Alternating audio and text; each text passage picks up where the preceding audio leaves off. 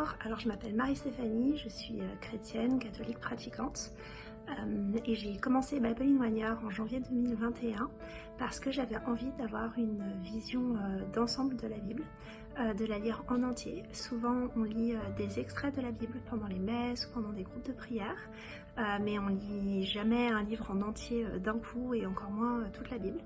Je l'avais lu en entier il y a une dizaine d'années, mais je me rappelais forcément pas de tout parce que c'est quand même très dense et j'avais envie de le faire en étant accompagnée, en ayant un peu des explications, un groupe avec lequel échanger.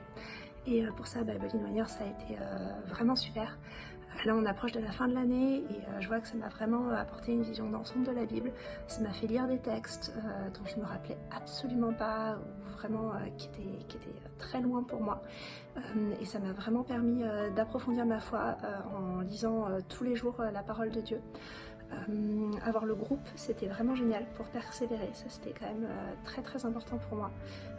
On a pu échanger une fois par mois, donc je vous conseille vraiment, si vous avez la possibilité, de vous regrouper avec votre paroisse, avec des amis, avec votre famille pour lire ensemble et pour échanger aussi vos regards sur la Bible. Je trouve que c'est vraiment le moyen de s'accrocher.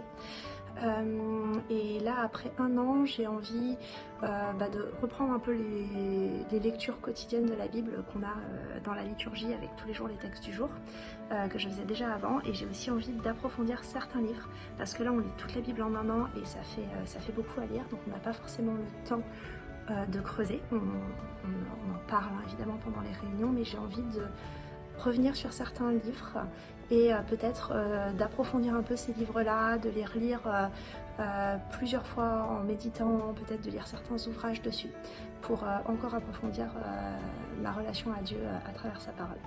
Bon courage pour la lecture.